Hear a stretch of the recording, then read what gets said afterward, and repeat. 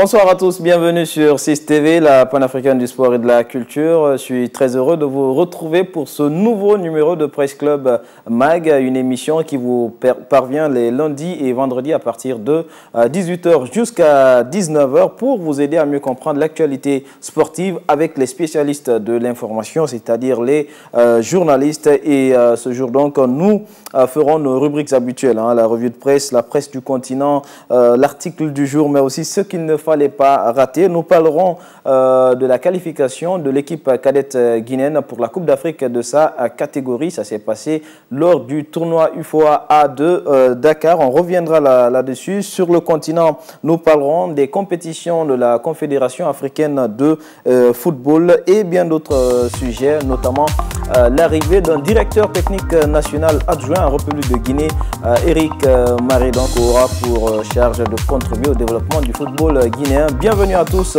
avec moi sur ce plateau. Alpha Bakar. Bonsoir à tous, bienvenue sur 6 TV, la panafricaine du sport et de la culture. Je suis très heureux de vous retrouver pour ce nouveau numéro de Presse Club Mag, une émission également sur ce plateau Abdoulaye Diallo et vendredi à partir de 18h jusqu'à 19h pour vous aider à mieux comprendre l'actualité sportive avec les spécialistes de l'information, c'est-à-dire les journalistes et avec la revue de presse. Nous, elle est feront nos rubriques habituelles, la revue de presse, la presse du continent, l'article du jour, mais aussi ce qu'il ne fallait pas rater. Nous parlerons de la qualification de l'équipe cadette guinéenne pour la Coupe d'Afrique de sa catégorie. Ça s'est passé lors du tournoi UFOA A de Dakar. On reviendra là-dessus. Sur le continent, nous parlerons des compétitions de la Confédération africaine de football et bien d'autres sujets, notamment l'arrivée d'un directeur technique national adjoint en République de Guinée, Eric Maré, donc aura pour charge de contribuer au développement du football guinéen. Bienvenue à tous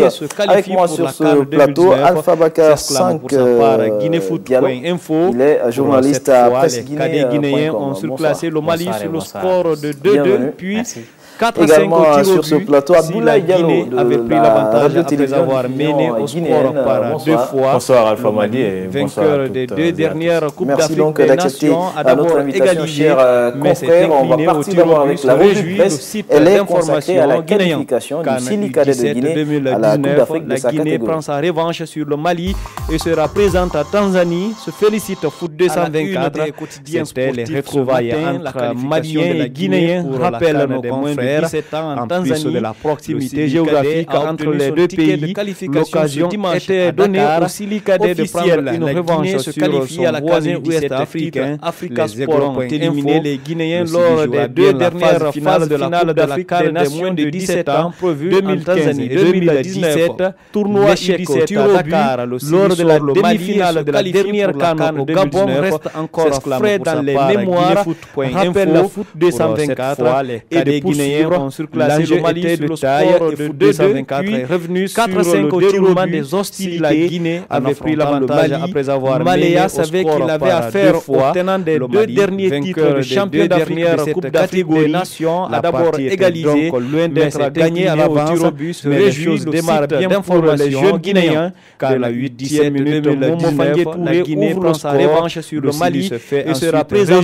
avant la pause grâce à Foot 224 en seconde période. La Guinée reprend de nouveau l'avantage, rappelle fois sur un exploit individuel d'Aboubacar Konté entre les deux de loin et trompe le gardien. Était donné au Sili Cadet de prendre de joie la 75e minute ouest-africain qui ne sera que ont éliminé les Guinéens lors des 2 dernières phases finales de la CAN, relance le Mali ensuite 2015 et 2017. Un ballon anodin, l'échec au tir au but, il relâche lors de la demi-finale de la dernière CAN au Gabon, reste encore frais dans les mémoires, rappelle la situation 224, si elle s'était montrée un peu plus adroite de taille devant les buts. 224 est revenu sur le déroulement des hostilités, symbolise toute l'inefficacité des joueurs de Maléa qu'il avait affaire au tenant des 2 derniers titres de champion d'Afrique de cette catégorie malienne. La partie était donc loin d'être gagnée à l'avance, mais les choses démarrent bien pour les jeunes Guinéens collectifs, mais il préfère tenter le dribble et se fait chipper le cuir. Ensuite, rejoindre avant la pause grâce à Issoufou Maïga. S'impose finalement 5 tirs contre 4 reprend de nouveau l'avantage.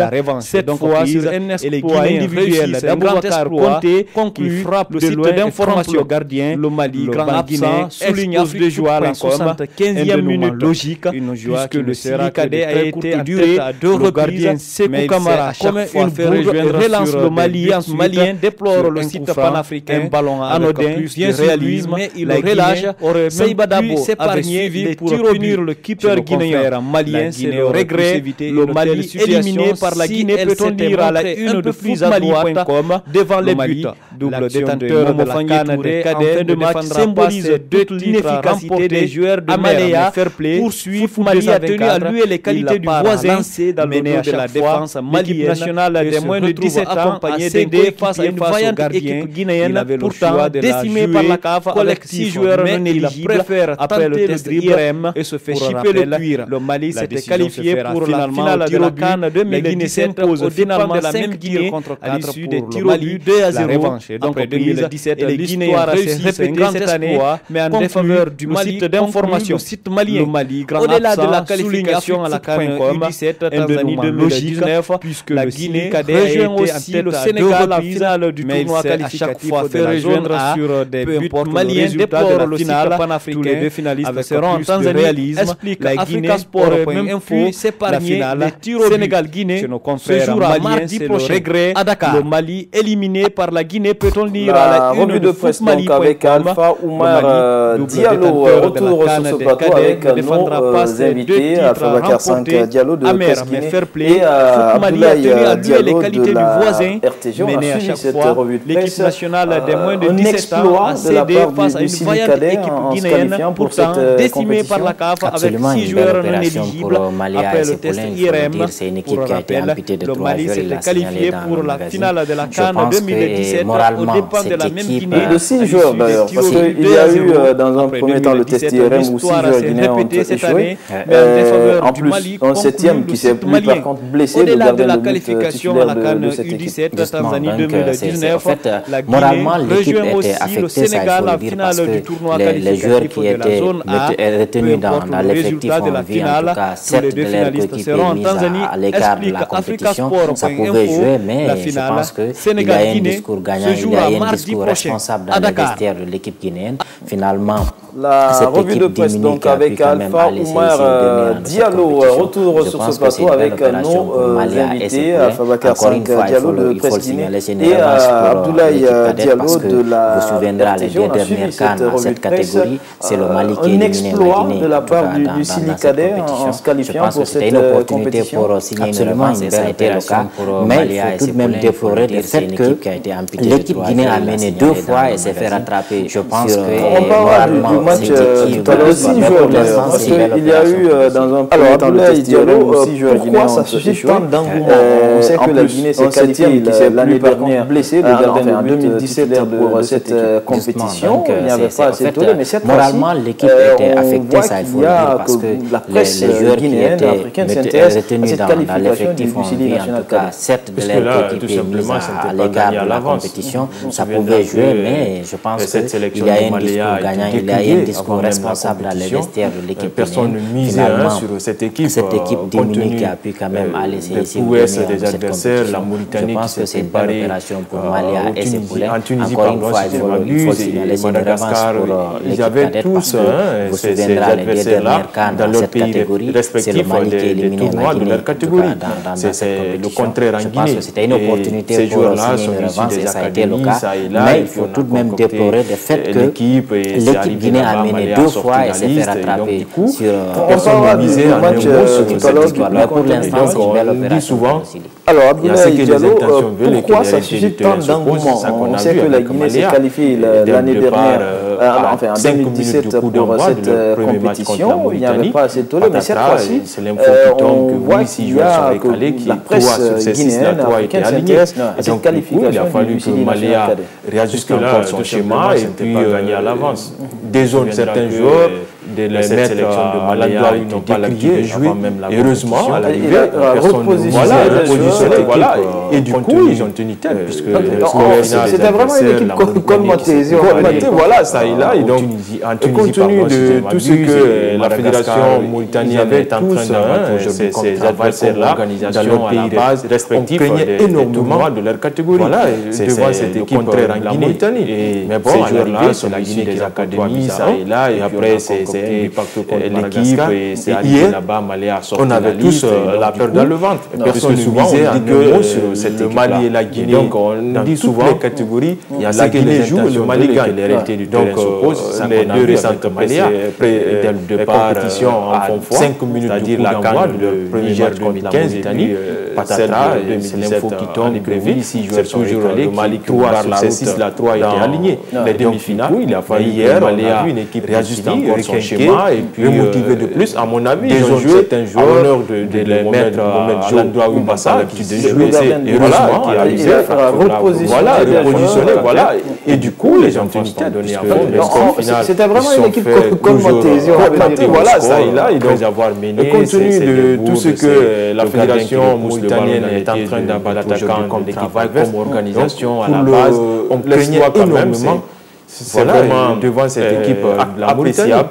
Mais bon, à l'arrivée, c'est la Guinée qui emporte. On en viendra dessus. Il y a des réglages quand même à faire contre Madagascar. À l'arrivée, Maléa aura réussi. On avait tous la peur dans le ventre. Puisque souvent, on dit que le Mali et la Guinée, on a parlé du fait que l'équipe catégorie, la Guinée joue, le Mali gagne. Donc, les deux récentes compétitions en font foi, c'est-à-dire la CAN le premier match c'était contre la Mauritanie, le deuxième contre le Cap-Vert et puis en demi-finale contre le hier, on a vu une équipe de Sili requinquée, remotivée de plus. À mon avis, ils ont joué à l'honneur de ils sont passés haut la main au test IRM. Avec 14 joueurs, la Guinée permet à être à ce niveau de la compétition. Oui, il faut s'allier en tout cas cette toujours rattraper après avoir mené, c'est des bourdes, c'est le gardien qui repousse le ballon. Il a prouvé qu'il avait la même mise sur l'équipe. Il a prouvé qu'il maîtrisait les manettes de cette équipe. Parce que vous perdez 7 joueurs dans une compétition. Vous avez préparé la compétition avec ces 7 joueurs, y compris tout le staff technique qui tourne autour de cette équipe. Finalement, on vous prive 7 joueurs. Automatiquement, la philosophie, le système qui est mis en place change. Donc, il a su quand même avoir des mesures à la hâte et finalement conduire cette équipe. Donc, il faut saluer l'expertise qu'il a pu apporter. Et autre chose qu'il faut souligner, c'est que si vous voyez déjà 7 joueurs sont éliminés dans l'effectif de Sili Cadet, ça va forcément avoir de l'impact sur le jeu. Et l'entraîneur a réussi à boucher tout cela, il a réussi à réfuter ses armes, à remobiliser la troupe et il a réussi quand même à faire comprendre le reste des joueurs que l'espoir ne se reposait pas forcément sur ces 7 jours-là. Il a redonné la confiance à certains joueurs qui n'avaient pas la chance d'être titulaires. Cette victoire qui a été fait et finalement il a réussi quand même une belle opération. Justement, il a prouvé qu'il avait la même mise sur l'équipe. Il a prouvé qu'il maîtrisait les manettes de cette équipe. Parce que vous perdez 7 joueurs dans une compétition. Vous avez préparé la compétition avec ces 7 joueurs, y compris tout le staff bizarrement ne réussit aucun tir. C'était très bizarre. Finalement, on vous prive 7 joueurs. Automatiquement, la philosophie, le système qui est mis en place change. Donc, il a su quand même avoir des mesures à la hâte et finalement conduire cette équipe. Donc, il faut saluer l'expertise qu'il a pu apporter. Et autre chose qu'il faut souligner, c'est que si vous voyez déjà 7 joueurs sont éliminés dans l'effectif de Sili Cadet, ça va forcément avoir de l'impact sur le jeu. Et l'entraîneur a réussi à boucher tout cela, il a réussi à réfuter ses armes, à remobiliser la troupe et il a réussi quand même à faire comprendre le reste des joueurs que l'espoir ne se reposait pas forcément sur ces 7 jours-là. Il a redonné la confiance à certains joueurs qui n'avaient pas la chance d'être titulaires, ce qui a été fait et finalement il a réussi quand même une belle opération. Mais c'est une chose qu'il faut saluer. Bien, alors Abdoulaye, en revenant sur ce match contre le Mali, on a rappelé 2015, en 2017 le Mali élimine aussi la Guinée au tir au but. La Guinée, bizarrement, ne réussit aucun tir. C'était très bizarre. On était tous quand même très surpris. Donc 2-0 à l'issue de la séance de tir au but. La Guinée qui a quand même terminé 3e de cette compétition à l'époque avec Souleymane Camara Bedi. Le Mali qui a connu le plus haut niveau, c'est-à-dire la Coupe du Monde des U17. C'est vraiment une équipe solide, si on peut dire ainsi. Physique. Comment et surtout ce qui est fondamental, vous faites bien de le rappeler physique, parce que la Guinée a ouvert le score, le Mali est revenu, la Guinée et après ils ont corsé la mission et finalement avec cette bourde du gardien, c'est le Mali qui égalise. Cette équipe-là est à la fois technique, physique, mais aussi le mental. C'est très important. Le mental a beaucoup apporté à cette formation. Imaginez, vous avez au départ 6 joueurs mis à l'écart et après c'est votre gardien titulaire qui était là.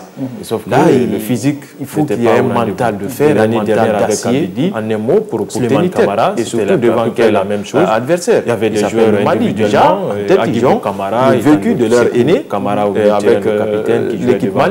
Si c'est pas les mêmes effectifs, c'est pas les mêmes joueurs, mais on a toujours ce petit point noir-là contre l'équipe malienne de Libreville. Et du coup, ils sont parvenus quand même à faire ce test-là, cet effectif-là. Mais cette fois-ci, on a vu une équipe à la fois technique, parce que Maléa, et surtout ce qui est fondamental aujourd'hui, parce que la Guinée a ouvert le score, le Mali est revenu, la Guinée après ils ont passé la mission et finalement avec cette bourde du gardien, c'est le Mali qui égalise, dirige aujourd'hui. Cette équipe-là est à la fois technique, physique, mais aussi le mental, même si il est très important, le mental a beaucoup apporté à cette formation. Mais imaginez, vous avez ce qu'ils nous ont montré, 6 joueurs suffisants à l'écart et après c'est votre gardien titulaire et surtout en football, c'est ça qui est aussi fondamental. Il faut qu'il y ait un mental de fer, finalement, la question pour finir avec et surtout devant quel adversaire qui s'appelle le Mali. Déjà, en tête, ils ont le vécu de leur aîné avec l'équipe malienne. Même si ce n'est pas les mêmes effectifs, ce n'est pas les mêmes joueurs, mais on a toujours ce petit point noir-là contre l'équipe malienne. Et du coup, ils sont parvenus quand même à rééditer, à faire cet exploit-là. Moi, je me dis, le discours, certes, de l'entraîneur a beaucoup payé, puisque Malia, c'est oui, mais moi je pense que les personnes qui il a aussi quelque chose à dire dans le football guinéen. Il a prouvé avec Renaissance FC en championnat et après c'est l'équipe nationale cadette qui dirige aujourd'hui. En un mot, dans cette compétition, l'équipe qui a quand même joué cette compétition, non de la Guinée, c'est une équipe quand même qu'on estime avoir l'âge de l'équipe pour en tout cas, ce qu'ils nous ont montré prouve à suffisance que oui, cette équipe mentalement elle est très forte. Et surtout en football, c'est ça qui est aussi fondamental. Est-ce que finalement, la question pour finir avec comme vous le dites, parce qu'il y a une décantation, ceux qui n'étaient pas censés participer à cette compétition étaient mis à l'écart, et finalement ceux qui ont l'âge d'équipe pour participer à la compétition ont été utilisés, et ça a été un facteur de motivation, un facteur également, si vous voulez, de motivation pour cette équipe. D'ailleurs, c'est ce qui a beaucoup joué, si vous voulez, sur le mental des joueurs, qui a permis de renforcer un tout petit peu le mental des joueurs, parce que forcément le discours va changer. Oui, mais l'entraîneur leur dira, vous êtes en pitié, vous êtes privé de tel et de tel, on n'a pas de changement, on n'a pas un banc garni de mise à l'écart, accompagné d'une potentialité de talent. Donc, il faut miser sur, si vous voulez, sur l'équipe qui a ces faiblesses-là, pour booster l'équipe, pour encourager l'équipe. Mais je pense que jouer cette compétition, non de la Guinée, finalement, on estime avoir l'âge de l'équipe pour participer à cette compétition, parce qu'il y a une première décantation, il y a une décantation carrément. Donc au-delà de ça, avec la zone PSTP, le Bénin aussi, la Gambie d'ailleurs, surtout avec le Mali, ils jouent 45 minutes, et après c'est à la mi-temps, on les informe qu'attention, il y avait 7 joueurs récalés. Donc du coup le Mali n'a joué que 45 minutes, il menait déjà 2-0. Et ça a été un facteur de motivation, c'est là où l'aventure s'est stoppée, si vous voulez, de motivation pour cette équipe d'ailleurs, c'est ce qui a beaucoup joué, si vous voulez, mais sur le mental de jeu qui a permis de renforcer un tout petit peu le mental de jeu. Parce que forcément, le discours va changer. L'entraîneur leur dira, vous êtes amputé, vous êtes privé de tel et de tel, mais les équipes on n'a pas de changement. Censées envoyer des joueurs qui sont plus ou moins dans la tranche d'âge demandée par la compétition. Effectivement, vous ne pouvez pas permettre d'envoyer des joueurs qui ne sont pas, qui ont dépassé l'âge l'équipe. Mais moi, je pense que, excusez-moi, les responsabilités sont partagées à ce niveau. Oui, bon, les équipes, on n'a même pas besoin de dire aux équipes que vous ne devez pas amener un joueur qui n'a pas la et la CAF a sorti, en tout cas, avec la Gambie, juste avant ça, dans la zone aussi, la Gambie d'ailleurs, surtout avec le Mali. Et la CAF devait anticiper par exemple ces différentes situations, examiner toutes les identités de différents joueurs qui doivent dans cette compétition avant même que la compétition ne commence. Donc c'est médecin après la mort. On ne peut pas comprendre qu'une équipe commence déjà le match, les 45 premières minutes sont complètement épuisées. Après on revient pour vous dire non, désolé, on va régaler tel ou tel. Du coup d'envoi des matchs, et puis vous avez dit les gens, attention, déjà il faudrait que les uns et les autres arrivent à censés envoyer des joueurs qui sont plus ou moins dans la endiguer à tout cela. Effectivement, surtout à avoir... Vous ne pouvez pas permettre d'envoyer des joueurs qui ne sont pas, qui ont dépassé l'âge minimum requis. Mais moi je pense que, excusez-moi, en fait les responsabilités sont partagées à ce niveau. Les équipes, on n'a même pas besoin de dire aux équipes que vous ne devez pas amener un joueur qui n'a pas l'âge. Et la CAF a sorti en tout cas une décision juste avant la compétition pour dire que si un joueur est recalé, il n'est pas remplaçable. C'est le contribuable du pays. Voilà, vu toute l'image que voilà, c'est le pays qui a examiné. Effectivement, et après il y a des poursuites judiciaires aujourd'hui qui plantent sur avant même que la compétition commence. Donc ces médecins après la mort, l'encadrement, tous ceux qui sont responsables en tout cas les 45 premières minutes sont complètement épuisées. Vont répondre devant la loi et je pense bien c'est la même chose qui doit se passer chez nous pour que davantage ça veut dire que déjà il faudrait que les uns et les autres arrivent à situation dans les prochains jours. La finale Sénégal est prévue pour effectivement, surtout à avoir mardi. Il faut dire que le Sénégal a étrié le Cap-Vert sur le score de 6 buts à 0 avant de se qualifier en finale de cette compétition. On poursuit avec cette autre rubrique de Presse Club Mag. On glisse des joueurs et c'est des sélections de fois qui sont la presse du continent. On va essayer ensemble de voir les unes de la presse continentale. Et on démarre tout de suite donc avec c'est le contribuable du pays. Voilà, toute l'image que voilà, c'est le pays qui a vu la Confédération. Effectivement, et après il y a des poursuites judiciaires aujourd'hui qui plantent sur une option. ces joueurs-là qui sont coupables.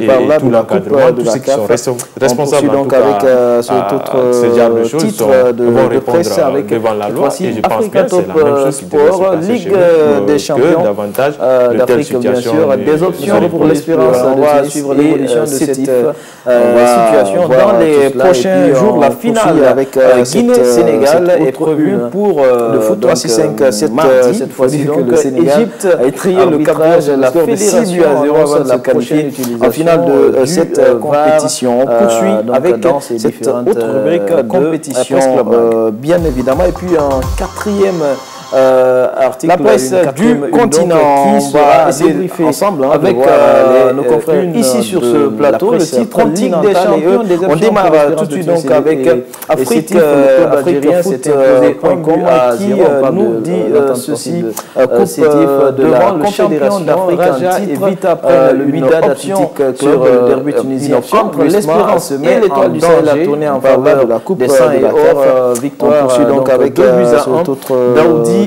Derbali ont marqué pour le club de Tunis, tandis que la réduction Ligue des Champions bien valoir cher, monsieur, des options pour l'Espérance de rencontre de Sétif et de Ligue des Champions. Et puis on poursuit avec Sétif qui s'est imposé face à Wydad de foot 3-5 de Tunis dans le derby tunisien qui s'est imposé face à l'Étoile sportive du Sahel sur le score de 2 buts à 1. Un derby donc a tourné en faveur des espérances. Bien évidemment, et puis un quatrième article, une quatrième une donc qui sera, on l'a vu dans l'article, avec nos confrères ici sur ce qui peut valoir le titre Ligue des Champions, des options pour l'Espérance de Tunis et Sétif. Le club algérien s'est imposé 1-0. On parle de l'entente sportive de Sétif devant le champion d'Afrique en titre, le Wydad Athletic Club. Le derby tunisien entre l'Espérance et l'Étoile du Sahel a tourné en faveur des 100 et or. Victoire donc 2-1. Daoudi et Derbali ont marqué pour le club de Tunis, tandis que la réduction du score de Gemal pourrait bien valoir cher. Monsieur, on parle de ces rencontres de Coupe d'Afrique et de Ligue des Champions. Sétif donc qui s'est imposé face à Wydad, et puis l'Espérance de Tunis dans le derby tunisien qui s'est imposé face à l'Étoile sportive du Sahel sur le score de 2-1. Un derby donc qui a tourné en faveur des espérantistes. Des derbys quand même très électriques. C'est un match qui était attendu sur le continent entre l'Espérance et l'Étoile. On l'a vu dans tunisien, ce but à l'extérieur qui peut valoir cher à cette compétition.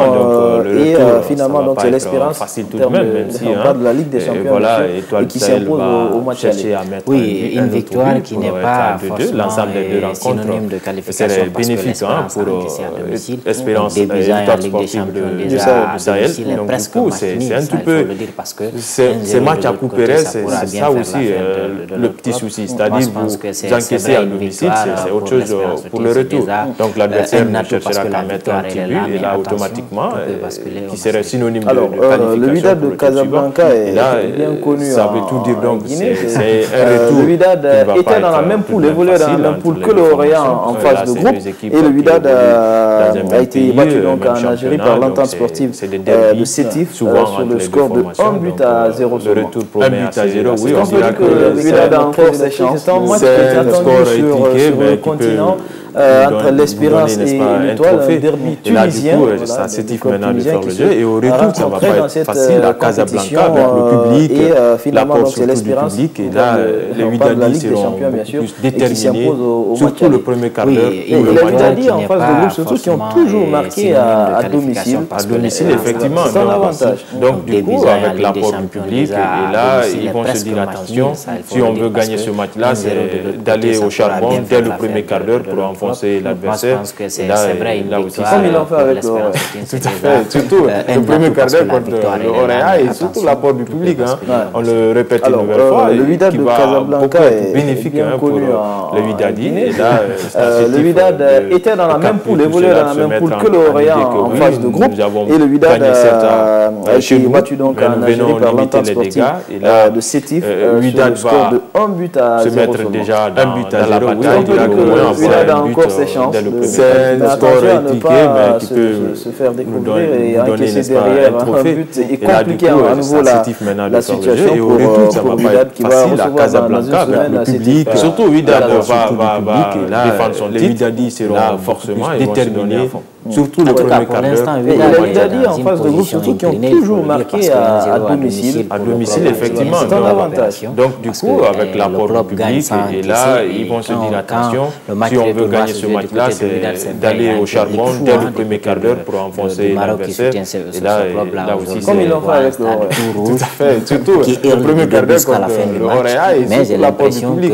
On le répète une nouvelle fois, qui va beaucoup être bénéfique pour le Wydadi. Et là, c'est une qualification de se mettre en idée que oui, nous avons gagné cette on parle là du Wydad, mais nous venons limiter les dégâts. Tout à l'heure, champion Wydad va de cette se mettre déjà dans la bataille pour au moins on va parler cette fois-ci du Orient qui a joué ici au match aller 0 derrière et compliqué à nouveau la situation pour Wydad qui va recevoir dans une semaine. Surtout Wydad va défendre son titre. Alors, comment vous avez trouvé ce match retour? Est-ce que c'est un retour dans une position inclinée, il faut le dire, parce que 1-0 à domicile pour le club algérien, c'est une belle opération. Parce que le club gagne sans encaisser, et quand le match retour va se jouer du côté de Wydad, c'est vrai, il y a un public fou du côté du Maroc qui soutient ce club-là aujourd'hui. Ce match retour reste ouvert, 50-50, qui hurle du début jusqu'à la fin du match, mais j'ai l'impression que c'est une belle opération pour le club algérien parce que un but partout de l'autre côté ou 0-0 entre ces deux formations match retour, c'est une qualification de pardon, dans son camp, il n'est pas trop bougé, c'est-à-dire on a vu une équipe de la Ligue qui avait le ballon, ils sortaient quand ils veulent.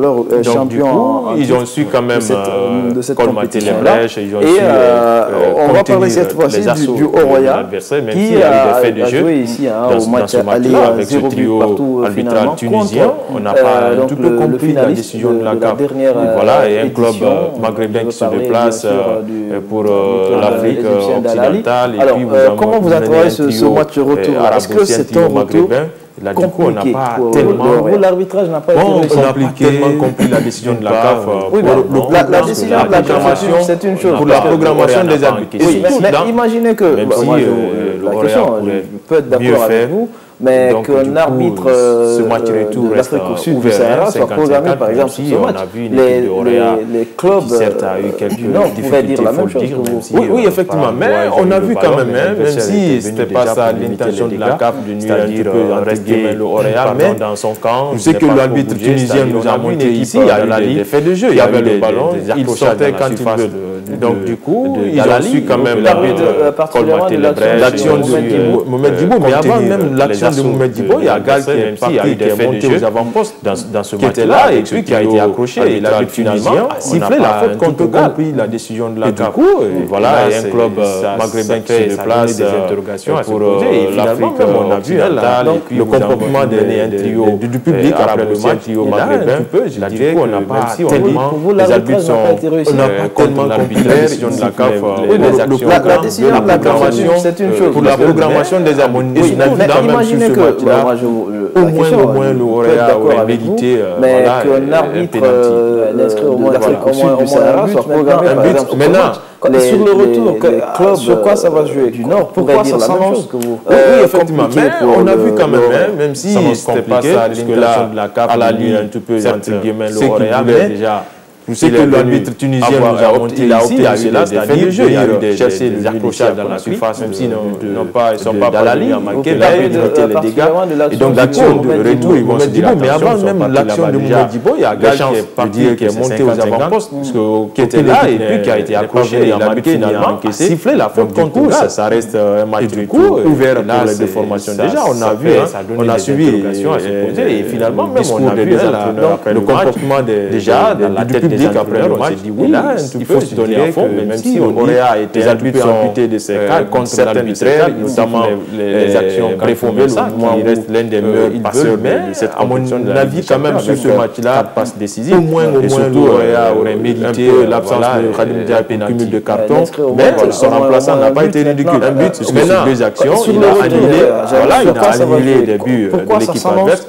Et là, à mon avis, avec cet état d'esprit aujourd'hui de Oréa, déjà, ils sont à la Ligue en Égypte, ce qu'ils voulaient déjà. Presque une semaine avant le coup d'envoi, il a obtenu cela, c'est-à-dire venir chercher aussi, c'est un atout. Donc même s'ils n'ont pas parvenus à marquer, mais limiter les dégâts. Et là, du coup, le retour, ils vont se dire aucune pression partie là-bas déjà. Du coup, c'est chance de jouer maintenant de faire l'essentiel, c'est-à-dire aucune équipe le ballon est venu à marquer, ni à encaisser. Encore amener l'équipe un match retour ouvert dans la Ligue.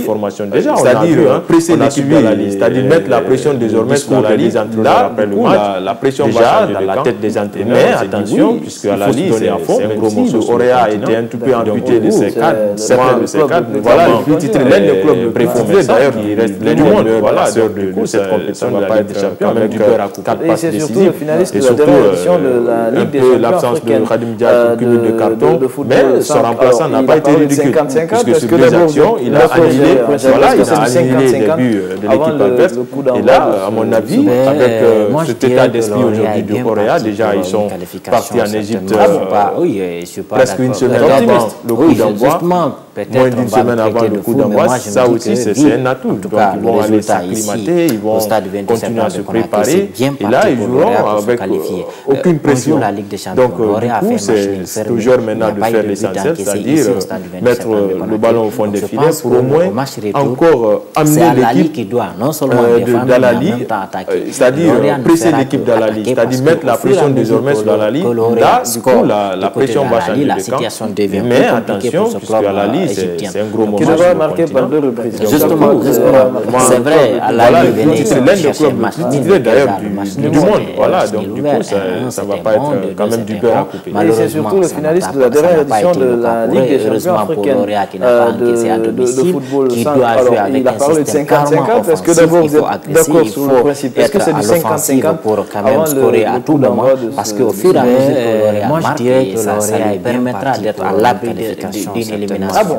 Maintenant, je ne suis pas d'accord. Autre chose qu'il faut souligner, certainement dans le même sens, c'est le discours de Victor Zonga. Après match, il a dit l'objectif au stade du 27 septembre d'amener l'Orient en quart de finale pour se qualifier. D'abord, en phase de groupe de Ligue des Champions. Justement, donc on a fait plus avec les classes. Donc il n'y a plus de pression. Il n'y a plus de pression. C'est à la Ligue, l'équipe, mais également sur Victor Zonga qui n'a rien à perdre aujourd'hui vis-à-vis de ses obligations, de ses engagements de l'Orient. Des objectifs qui lui ont été justement.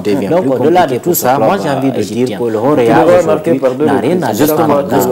C'est vrai, à la Ligue, Veneia pour chercher un match du jeu, mais tranquillement ce match du côté de l'Égypte. Et là, la Ligue qui est un vieux de la vieille du continent dans cette compétition, qui pourra préserver non seulement son image, mais également son rang, qui doit jouer avec un système vice-champion offensif. Il faut de la Ligue être à l'offensive pour quand même scorer à tout moment, parce qu'au fur et à mesure que l'Orient d'attaquer et d'avoir une certaine vivacité pour contrecarrer cette équipe. Autre chose qu'il faut malheureusement certainement dans le même sens, c'est le discours du côté de l'Orient qui est en train de s'illustrer, qui pèse beaucoup sur la club, c'est la quart de finale. D'abord, en phase de groupe, oui, il y a un problème. Justement, surtout quand vous jouez contre Koulibaly, surtout quand vous jouez contre Koulibaly qui a la pression, non seulement à l'équipe, mais également des interventions avec zéro faute vis-à-vis de ses obligations, de ses engagements, des objectifs présents dans la sarne de défense. Au-delà de tout ça, moi j'ai l'expérience contre L'Oréal et qui connaît très bien L'Oréal. Oui, c'est avec le final.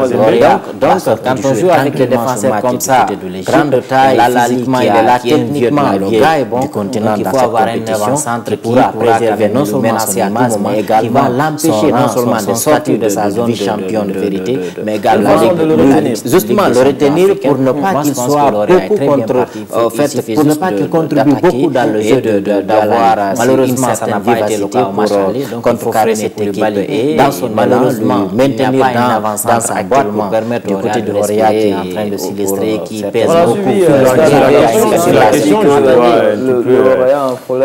Je me demande qui pourra faire ce rôle-là, surtout quand vous jouez contre Koulibaly, surtout quand vous jouez contre Koulibaly qui a la tête sur ses épaules, sa zone de prédilection, il joue souvent sur les côtés depuis son arrivée, mais voilà, c'est parce que Atini Camara s'est blessé et puis après qui a une expérience continentale et qui connaît très bien l'Orient. Oui, avec justement donc quand on joue avec des défenseurs comme ça, physiquement il est là, techniquement le gars est bon.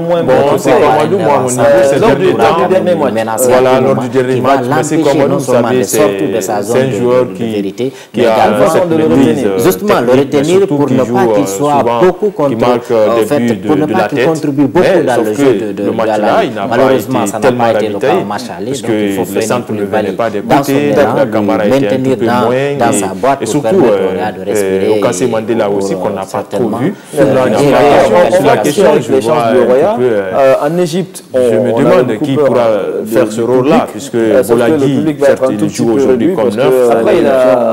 Je ne sais pas s'il a dessus l'entraîneur, mais il a dessus beaucoup d'observateurs. Sa zone de prédilection, il joue souvent sur les côtés depuis son arrivée, mais c'est parce que Atini Camara à Gogo s'est blessé, et puis après l'accident de Bassirou Draogo, c'est circonstance atténuante qu'on lui met justement souvent la pointe de l'attaque. C'est un vrai bagarreur. C'est Kouamadou fait des résultats lecture. C'est Kouamadou, moi à mon niveau, c'est des gens voilà, lors du dernier match. Mais c'est Kouamadou, vous savez, c'est un joueur qui a cette maîtrise technique, mais surtout qui joue souvent, qui marque de la tête. C'est l'ambiance, sauf que jusqu'à la fin là, il n'a pas été tellement ravitaillé. À mon avis, parce que les centres ne venaient pas des côtés, la Camara était un tout peu moins. Cette pression-là, et surtout au Kassé Mandela aussi, qu'on n'a pas trop vu, qui joue le jeu. On va poursuivre avec les chances du Royal. En Égypte, on avait beaucoup peur de porter fruit. Sauf que le public va être un tout petit peu réduit. Oui, absolument. On va avoir plusieurs fois rencontré jouer dans des stades bouillants qui s'y rappellent Alexandrie en 2012. Aujourd'hui, c'est une habitude de faire. Il faut l'académie militaire largement, si vous voulez, édifié et largement préparé pour ce genre de situation. Même si ici à Conakry, la motivation du public fait défaut, c'est à chaque fois qu'il y a une action constante que le public s'élève, il n'y a pas d'engagement, il n'y a pas d'engagement au stade. Mais il faut se reconnaître quand même l'Oréal a joué de match où il y avait beaucoup de tensions, surtout avec Vidal, c'est vrai, l'Oréal a eu des matchs. Mais moi je me dis qu'aujourd'hui l'Oréal a quand même cette ambition. Et a quand même c'est l'ambiance ce côté bien entendu du public, de maîtriser le public, l'oublier carrément, le mettre à l'écart et jouer son football. Je pense qu'il y a des gros morceaux de cette équipe, il y a des stars et des habitudes de la compétition qui ne pourront pas être influencés par le public. D'accord, on verra tout cela donc cette semaine-là, même samedi. Donc, oui, absolument. Nous avons déjà rencontré, joué dans des stades bouillants. Et je rappelle Sayon Kourmont poursuit avec L'Oréal aujourd'hui c'est une habitude de faire, il faut le dire. L'Oréal est largement, du jour et si vous nous voulez, sommes édifié et largement préparé pour ce genre de situation. Même si ici à Conakry la motivation du public fait défaut, c'est à chaque fois qu'il y a une action tranchante que le public s'élève, il n'y a pas d'encouragement, il n'y a pas d'engouement au stade. Mais il faut se reconnaître quand même L'Oréal a joué de match où il y avait beaucoup de tensions, surtout avec Vidal, c'est vrai. L'Oréal avait perdu le match, mais moi je me dis qu'aujourd'hui l'Oréal a quand même cette ambition, c'est un véritable programme ambitieux dans la formation de nos éducateurs et joueurs, ce côté bien entendu du public, de maîtriser le public, l'oublier carrément, le mettre à l'écart, jouer son football. Je pense qu'il y a des gros morceaux de cette équipe, il y a des stars et des habitudes de la compétition qui ne pourront pas être influencés par le public. D'accord, on verra tout cela. On se focalisera sur la formation, mettre en place des compétitions de jeunes. Nous avons déjà organisé des championnats de jeunes U14, U15, Sayon Kourmont poursuit avec l'article avec les clubs et académies, a dit donc Eric l'article du jour. Et nous sommes intéressés aujourd'hui à un article de presse avec le troisième et dernier extrait de ce qui nous parle de Guinée Foot, de l'arrivée d'un directeur technique national adjoint de la Guinée au sein du développement du football à la base en Guinée. Le football féminin, on va essayer de voir nomination illustre un tournant décisif dans l'avenir du football guinéen. C'est un véritable programme ambitieux dans la formation de nos éducateurs et joueurs, confie donc le président de la FEGIFOOT qui était à la cérémonie d'installation. On poursuit avec le deuxième extrait de la collaboration entre la Guinée et la France, dont les fruits commencent Eric Maré à tomber nouveau DTN adjoint. Eric Maré parle de la formation, surtout on se focalisera sur la formation, mettre en place des compétitions de jeunes de 6, 7, 8, 9 ou 10 ans, organiser des championnats de jeunes U14, U15, U16, on aura un rapport bien sûr avec les clubs et académies, a dit donc Eric Maré au micro de nos confrères de Guinéfoot.info. On va poursuivre avec le troisième et dernier extrait de cet article de Guinéfoot.info, mettre en place des pôles dans chaque région de la Guinée pour permettre le développement fondamental à la base en Guinée. Avoir des joueurs d'élite, forcément il faut passer par la formation à tous les niveaux, c'est-à-dire tous les acteurs qui sont concernés par la pratique de cette discipline-là qui est le football. Et vous le savez, chez nous, le potentiel est là. C'est-à-dire la Guinée, naturellement, nous sommes doués en termes de sport, surtout le football. Mais c'est un apport qui vient de la collaboration entre la Guinée et la France, dont les fruits commencent à tomber déjà. Et si aujourd'hui on a de la formation l'expertise française, c'est vraiment salutaire. Et là, à mon avis, c'est très bien parti pour le retour du football guinéen sur le circuit continental, ce qui est très bon. Cette nouvelle a parlé de la formation du football féminin, parce que quelqu'un l'a dit, c'est l'avenir du football féminin. Donc je crois bien avec son arrivée, Eric Maré et surtout sa collaboration avec le DTN, ce partenariat-là entre la Fédération française et celle guinéenne, c'est vraiment bénéfique et surtout un lendemain meilleur pour le football guinéen. Fondamental, pour avoir des joueurs d'élite, forcément il faut passer par la formation à tous les niveaux, c'est-à-dire tous les acteurs qui sont concernés par la pratique de cette discipline-là qu'est le football. Et vous le savez, chez nous, le potentiel est là. C'est-à-dire la Guinée, naturellement, nous sommes doués en termes de sport, surtout le football. Comment il compte plutôt c'est là où le bas blesse, là où le bas blesse, pardon, c'est cet aspect de formation. Et si aujourd'hui on a l'expertise française, c'est vraiment salutaire. Et là, à mon avis, c'est très bien parti pour le retour du football guinéen sur le circuit continental. Éric Marais vient de la Mauritanie. Et la Mauritanie aujourd'hui a un championnat de U15. Que l'avenir du football est féminin. Donc je crois bien avec son arrivée. Oui, d'abord il faut dire que la fédération se réveille surtout sa collaboration avec le DTN Suleiman Chérif. Je peux être en tout cas optimiste en un mot pour un lendemain meilleur. Le centre technique vient d'être opérationnel. Justement, donc en tout cas c'est une ambition, c'est une grande ambition. Dans un premier temps, la formation. Il faut parler de formation. Il faut parler de formation dans la mesure où on ne peut pas battre des équipes nationales aujourd'hui à la base des binationaux. C'est impossible. Il faut former des joueurs à la base. Comment il compte plutôt faut des tournois de ces différentes catégories 6, 7, 8, 9 jusqu'à 10, voire même 14 et 17. Il faut le faire. Et si vous partez aujourd'hui à l'intérieur du pays, vous dénichez de talents. Il y a beaucoup de talents aujourd'hui qui sont sacrifiés à l'intérieur du pays. On comprend aisément que c'est quelqu'un qui maîtrise d'abord la chose, parle de football, mais surtout, on se limite simplement à Conakry, alors qu'il y a des talents à l'intérieur du pays qui peuvent se confirmer. Il y a beaucoup de talents qui sont en péril, s'il faut le dire, du côté de l'intérieur. Oui, d'abord, il faut dire que la fédération se réveille par faute d'encadrement qui finissent par abandonner.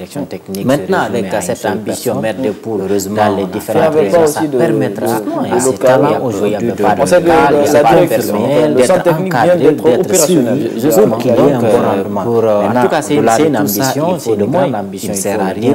Et je pense que si on veut aujourd'hui, même si on amène José Mourinho ou je ne sais qui, ici en Guinée, à la mesure où on ne peut pas battre des équipes nationales accompagnées à la base des binationaux, c'est impossible. Il faut former des joueurs à l'échec. Et pour le faut suffisamment de ces différentes catégories 6, 7, 8, 9, 10, voire même 14. Quand on parle d'infrastructure, c'est notre moyen. Et si vous partez aujourd'hui, commence même par les infrastructures. Il ne sert à rien de mettre, en fait, et quand on parle d'investissement aujourd'hui, les gens ont tendance à confondre un investissement sauvage à un investissement alors qu'il y a des talents aujourd'hui, les gens qui peuvent venir donner 15 millions à un club ou jeter 15 millions pour un passeport pour un côté de l'intérieur du pays qui déserte, qui dans le sport.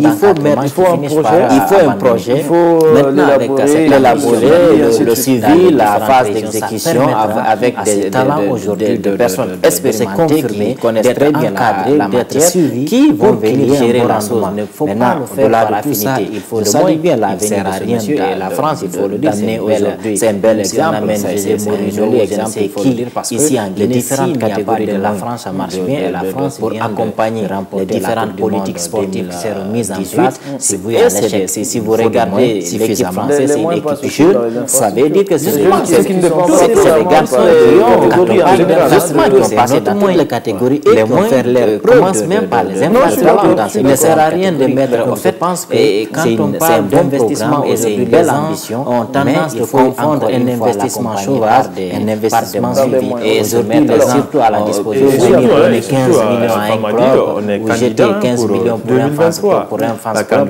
C'est pas comme ça on investit dans le sport.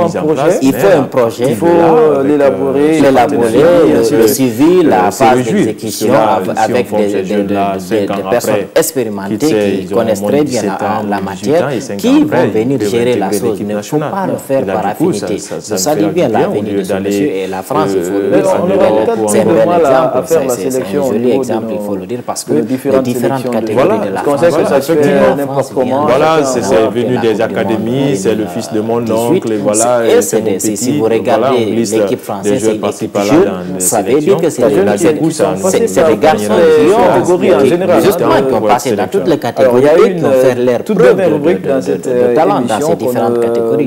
Donc je pense que c'est un bon programme et c'est une belle ambition mais il faut encore une fois ce qu'il ne fallait pas rater. L'émission, c'est lundi, vendredi à 18h. Et surtout, on est candidat pour 2023, le week-end qui s'est écoulé. Et nous vous proposons ce but donc de Mohamed Madi Camara, ce chef-d'œuvre de ce jour-là. Vous avez eu à le découvrir avec le Sili national de Guinée pour sa première sélection et ce coup de canon.